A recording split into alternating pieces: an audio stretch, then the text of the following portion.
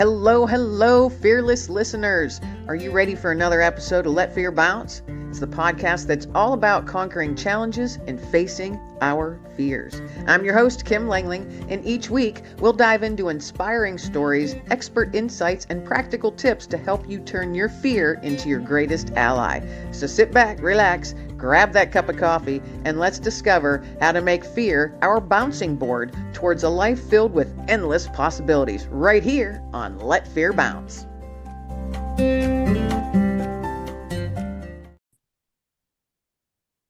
Hello, hello, everybody. Welcome to another episode of Let Fear Bounce. This is Kim Langling, your host, and I am so happy that you are deciding to join me and my special guest today, Rachelle Babler. Now, boy, oh boy, folks, I got to put my glasses on so I can read her bio. She is a very accomplished lady with a big heart for helping others, and I've just been so excited to have her as a guest today on Let Fear Bounce.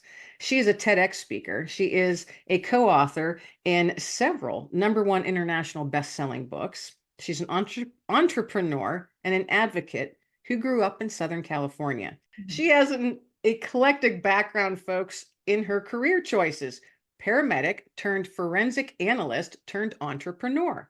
Now, after being diagnosed with a rare brain tumor and diving into personal development work, she quit her job cold turkey to pursue her why, and she has not looked back, folks. She's got all kinds of stuff that we're going to talk about, so let's just dive right into it, shall we? Rachelle, thank you so much for being my guest today on Let Fear Bounce. Thanks so much, Kim, for having me. I'm excited to be here. Golly, we were talking off mic before I hit that record button of your journey, and it's been quite a journey, a bit bumpy, but it seems all of those bumps, you've come out stronger and with a bigger heart to do even more for those in your slice of the world. And it started, it looks like in 2008, about that time, you were diagnosed with a rare brain tumor. Now, I can only imagine what you would feel when you hear those words. You know, your stomach would sink, maybe you lose your breath. But what is it that you felt when you heard the words saying, you know, hey, there's something growing in there that shouldn't be there? Yeah, that was a really difficult time because I had just had a baby. So I had a 10-week-old daughter and I had an 18-month-old son. And I remember I was having vertigo, really bad dizziness at the end of my pregnancy. And they told me it was related to my pregnancy and it would go away when I had my daughter. Well, I had my daughter and it got worse. So I knew something was wrong. And having been a paramedic in the past, I knew my body well. I knew things. And I remember going to the doctor and I insisted that I get an MRI, and he didn't want to give me one. He wanted to send me to physical therapy, and I wouldn't leave his office until he ordered an MRI. And because I knew something was wrong. We all know our body's best, right? And he finally agreed to one. And I'll never forget when he called me, he said, well, we actually found something. And I thought that must have been a very difficult call for him because he didn't want to do the MRI. And so, there's learning through all this, not only for me, but for also him. And, that day I was married at the time. My former is a firefighter and he was on a shift for 24 hours. So I was alone with my kids. And I remember it was a very dark night for me and a heavy night. And I cried all night. And, I just went down this really dark rabbit hole of my kids will never know their mother and just really awful stuff.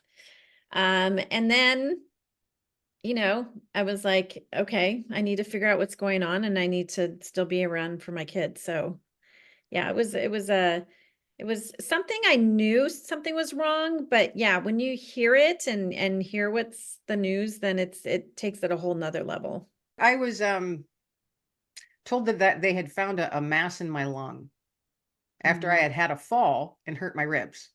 Wow. And they said, well, that's how we typically find it because you don't normally know you have anything going.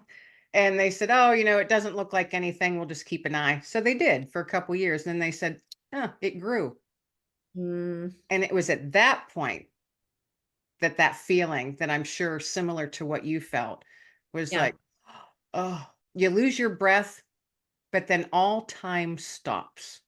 Absolutely. and your brain just shuts off for a second. There's a mental switch that just goes, nope, can't deal with that right now. Have to maintain, you know? Yeah, it's almost like your whole life flashes before your eyes. And when you're faced with your own mortality, everything changes. And that's why that was a huge gift for me, because then it like just completely catapulted me into my personal development work and changed my life. Here you are years later. So Yeah, it's been 14, 16 years, I think. yeah, so I'm assuming you're fine.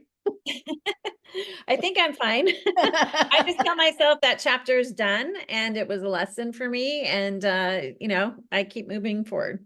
So is it gone? It's not gone. I got it checked like every year for the first 5 years, and they monitored the growth, and it was decreasing in size. So the radiation treatment I got was helping. And then after 10 years, the chances of it doing anything, if it hasn't grown, is like very low. So I don't have MRIs anymore. It's only based on symptoms. So if I have some symptoms, that's related to that, then I might go get a scan. But I literally have told myself this is done. Like this Right. came into my life for a reason and had to really teach me a very difficult, painful lesson, but it was such a gift to me. There are times I think when purposefully we are meant to stop. Yes. Mm-hmm. And I think my lung thing last year was, Kim, I can't get your attention any other way.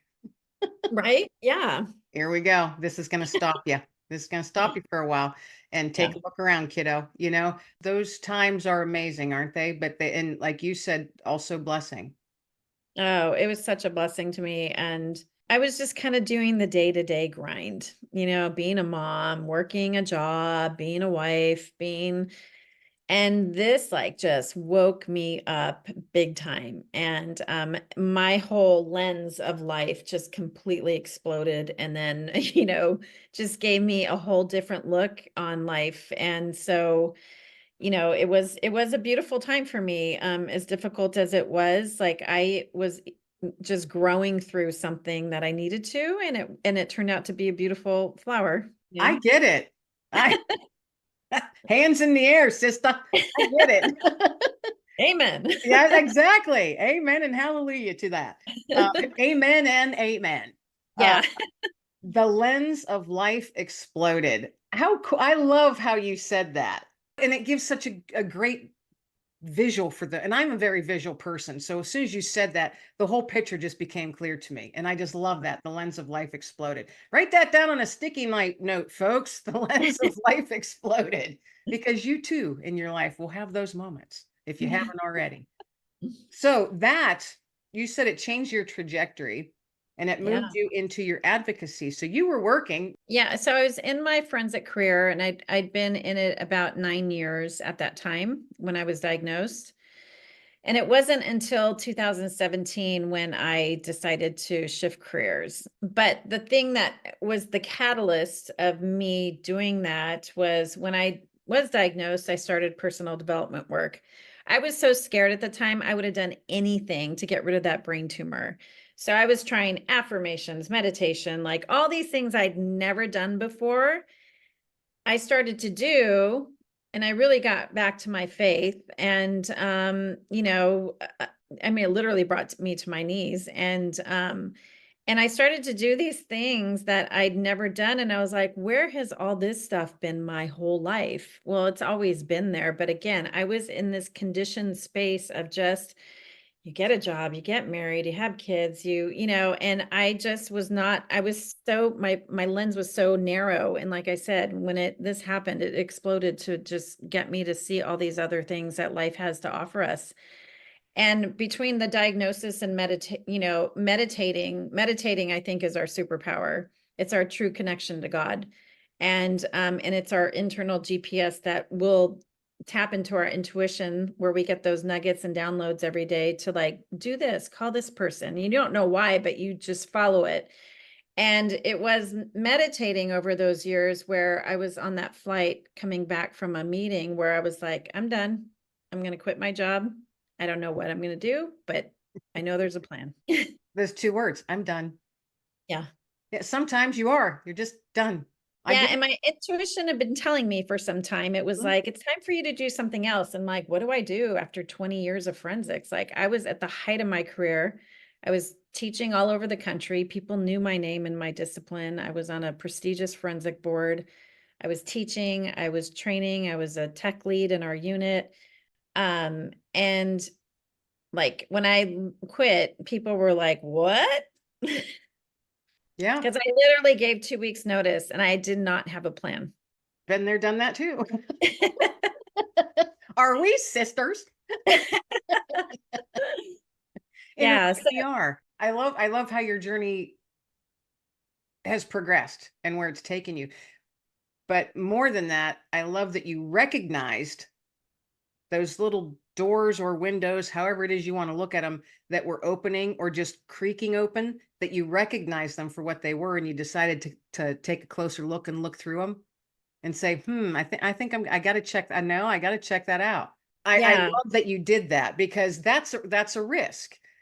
And a lot of people, fear holds them back from, they might recognize it and be like, oh, no, no, I can't because I have a job and I am a mom and I'm a wife and I can't do that. I don't have time. I'm too tired. I don't have the money. I can't do anything for me. It's Yeah. fear. It's fear that holds them back. Fear that they're not worth it.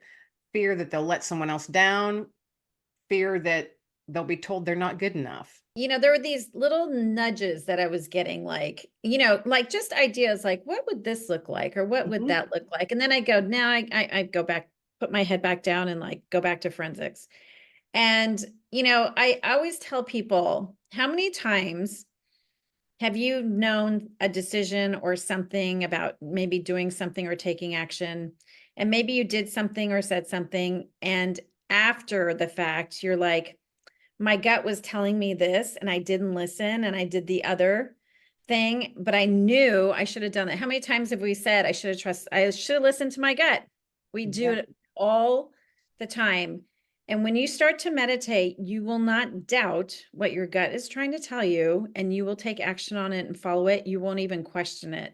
And that's what happened on that flight. I felt it in my entire body. I was like, it's time. I was like, okay, it's time. I don't know what this looks like. I ordered a Yeah. drink on the plane. I toasted a toast to myself. I'm like, all right, here we Yeah. go. Buckle up. It might be a bumpy ride, but we're doing it anyway.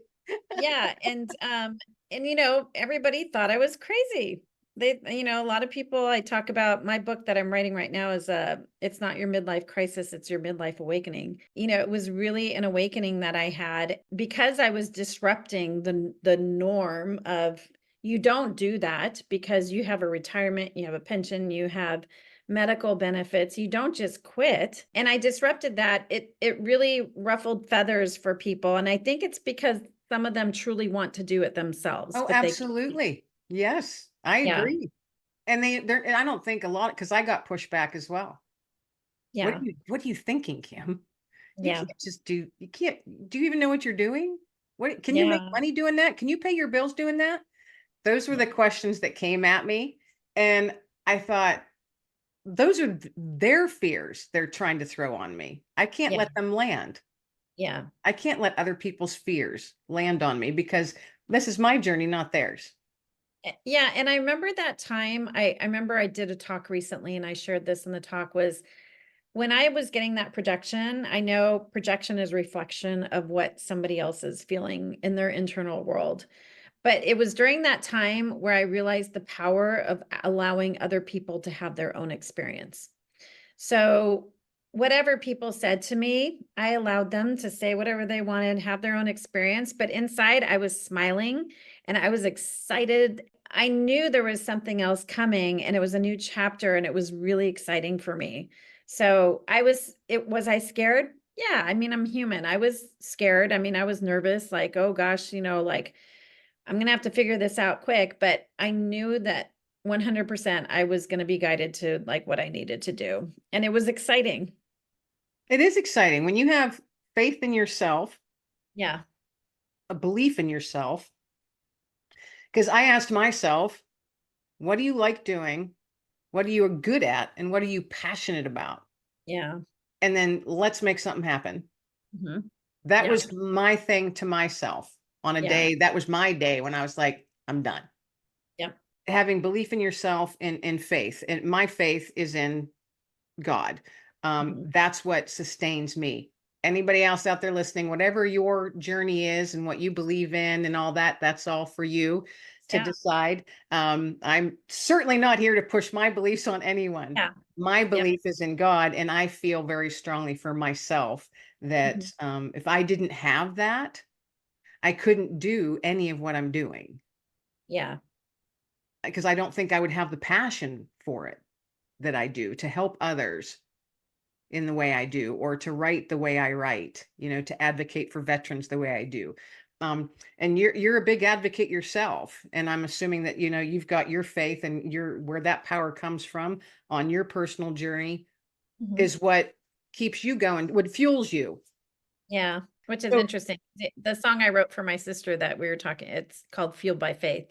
That's the name of the song that I wrote for her. But yeah. and it's beautiful. I listened to it. So folks, get on to her website, which is rachellebabler.com. That's going to be in the show notes, folks, in the description and in the show notes on the YouTube channel. So however you're listening to this or watching this, just, click on down below and you'll be able to hop on there. But yes, it's a beautiful song, beautiful story about your sister, who I didn't know her, but just from watching the video, Yeah. beautiful soul. And what a blessing to you, huh? Yes, she was one of my best friends, and we've been through a lot together over the years, growing up as sisters, and I miss her every day, but I feel her with me on this journey. How awesome. Beautiful Yeah. thing. Truly, Yeah. truly beautiful. So you gave a TEDx talk as well. Yeah. You've done a lot. And folks, you listening out there, a lot of you have heard, people have heard about TEDx, but I don't know if you know what it takes to actually become a TEDx speaker to be able to stand on that red dot. There's a lot. It is Yeah. a lot Yes. of work, and it's not something you can just apply for and get it. It's Yeah. only the best are chosen. So it's really awesome. And I love meeting folks that have been on the red dot. I love it. So share a little bit about your TEDx experience. So after my sister passed away, I wrote a song about her cancer journey. And I'm a musician too, songwriter, and I channeled my grief into words, and those words turned into a song. And my guitar instructor and I put music together on it, and we sang it at her celebration of life. And I knew I wanted to continue advocating for colon cancer awareness in some way, but I didn't know what that was. And it was during the pandemic where I was sitting right here, and I was like, okay, God, like, tell me what my next steps are. Like, what am I supposed to do? And instantly Stories Through Music came. And I didn't know what it meant, but I knew it would come later. And I decided to create a spreadsheet and find all the colon cancer organizations I could find, get their emails, and I sent them all a cold email saying, this is my sister's story. Can you please share so that we can help bring awareness together? Because my sister was diagnosed at the age of 46. She died at the age of 48. And, the doctor didn't take her seriously at first because of her age. Now the screening's at 45, which is great. I still think it needs to be a little bit younger because we're getting more diagnosis at a younger age. My best friend died at 41 of colon cancer. Yeah, yeah, it's the number two leading cause of cancer deaths right now, but they're projecting that it might be number one. Like there's a lot of in the uprise, and especially in younger people. And so when I sent the cold email out, I got responses back from these colon cancer groups like, oh my gosh, I that made me cry. We want you to play the song at our upcoming virtual concert. We want you to be on our Never Too Young committee. We want you to be a spokesperson for us. Like all these different groups, all these things happened. And that was not my intention. My intention was to share her story so that we could bring awareness together. So that became my idea for the TEDx stage. You can advocate for a cause through music, and it can be powerful because music is powerful. We don't know why music can make us cry in an instance or take us back to a memory or, laugh and, whatever. We get lost in music. That's when I took the idea to the TEDx stage and shared, what had happened to me when I advocated for colon cancer awareness with my sister's story. And then through that was birthed Lyrical Revival, which is doing that for other people, where I can write a song for them around a cause that they are passionate about, that they want to advocate for. Oh, awesome. Yeah. So do you write the songs, or do folks give you the words and you write the music? No, I write the lyrics after we go through some sessions together, because I, get their backstory, kind of like a TEDx ideation session that I do with clients, is really getting their backstory, what their passions are, things that were pivotal in their life, for highs, lows, growth, whatever it might be. And then, what it is that they're passionate about advocating for. So I've written a handful of songs so far for people with certain diagnoses, a couple of people who have nonprofits that they started because they were passionate about something. So it's been really fun. And I'd like to do more songwriting in the future around that, because it does display. It's different than taking the stage and talking when you relay it in song and music. So No, it's a it's, powerful, powerful medium. yeah, I yeah, mean, and when you said you fall into the music, I often say, boy, love that song, love the harmonies, the way that was put together, the melodies. I just sunk into it. yeah, That's how I yeah, always say I fell into that song. I love it. Music plays a big part in my life, obviously, in yours as well. So, gosh, we're gonna have to talk again sometime yeah. on that. Do you have a potential time frame of when that book might be Yeah, that book's been out in the world? in the process for some time. So my goal is to get it done this year. So I have a friend we're holding each other accountable to get our books done. So I'm aiming to get it done by like summer, fall. Yeah, music has always been a part of me since I was little. I wanted to do music after high school, but didn't pursue it because I didn't think I would be supported in that. I was told to get a job with benefits, retirement, all the things that we're told to do. And so music came back around in my 40s. I have a band here in San Diego. We play music. We're a cover band. I'm starting to do more solo gigs where I'm sharing my original songs. So I see more of songwriting in the future. I still work with TEDx clients to help them get clear on their idea for the TEDx stage, which is great because that's a stage that's incredibly impactful, and you can reach a really wide audience. But music is my heart, and so I hope to write more songs that can really, relay a message that inspires others to live their best life, take action, and to maybe have a different perspective on something. Awesome. Awesome. So your cover band, who do you cover? Oh gosh, I would say mostly 80s, because I grew up in the 80s, and 80s Me is too. the best music. So we played 70s and 70s. 80s, I believe, are the two decades. And there's some Yeah, 60s stuff in there too. I just absolutely love. But yeah, I'm right there with yeah. you, sister. Yeah, we play 70s, 80s, 90s cover tunes and a mixture of genres, country, rock, pop. Awesome. Yeah, so it's a Awesome. lot of fun. That would be fun. It would be very fun. Yeah, I Okay, know. 5 years ago, I'm like, I want to start a band, and I did. I think it's great. It's never too late to reinvent yourself or No, to no. your life. I've been singing for years. I love singing. Love Yeah. singing. And they call me the lady bass. Because I have this very low, raspy voice when I sing. Oh, you got like the Bonnie Raitt kind of like, Yes, yeah, only a little lower. Yeah. yeah. And like a little bit of Stevie Nicks, mix those in there. Yeah, That's yeah. And then Karen Carpenter is what others have told me. So you mix Wow. that in there, and then the guys just laughing because they're like, you can sing lower than I can. Which is funny because I sing really high songs, like all the 80 rockers that were like had these really high voices, like, Oh, you okay. know, um, Well, you and I should harmonize then sometime together. I It might fit well. Yeah, so if any of your listeners are in San Diego, Whiskey on the Rocks, ROX, that's our band, and we have fun. Awesome. Whiskey on the Rocks. I Yeah. love that name. Do you have a website for that? We have a Facebook page right now, Whiskey on the Rocks dash the band, and we're working on our website right now. Oh, cool. Yeah, I think it's great.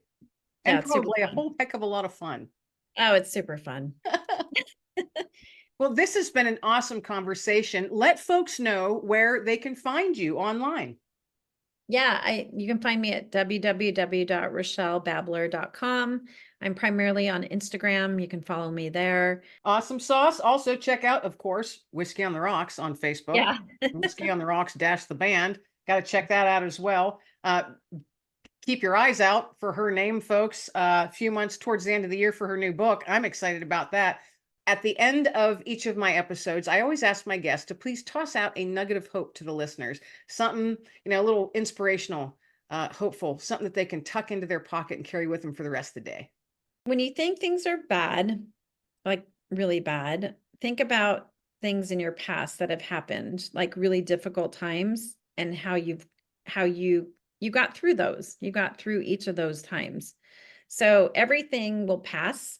And I think my biggest lesson through difficult times is I used to resist it and not want to maybe really feel it. And now I feel every piece of it. So allow yourself to just feel it, because you will move through it much faster. You will move through it with much more grace, and you will move through it, and it won't be so painful. Allow yourself to feel. That's a powerful nugget. That's one of the more powerful ones lately. Thank you. Thank you for Yes. sharing that. Golly, well said. Well said. Thank you so much for being my guest today. This has been a true pleasure to learn about you and your story and your beautiful sister and the journey that you continue to be on for others. Thank you so, so very much. Thank you for having me. This was such an amazing conversation. You're a great host. Thank you. Thank you. And everybody out there listening, thanks so much for tuning in and on another Wednesday episode. Remember, folks, each Wednesday episodes of Drop of Let Fear Bounce. You can find it on your favorite listening platforms as well as YouTube. So everybody out there, take care. Be careful out there. Stay safe. Love each other. Be kind. And everybody be well. Stay well. And above all, be blessed. And that is a wrap, my fearless friends. Thanks for bouncing along with me on another episode of Let Fear Bounce. I hope you're feeling a bit motivated and ready to take on any challenge that might come your way in the coming days. Be sure to hit that subscribe button so you never miss an episode of Let Fear Bounce. Tune in each week for your dose of inspiration from my amazing guests from all over the world. So until next time, keep bouncing forward and stay fearless, my friends. Everybody be well, stay well, and above all, be blessed.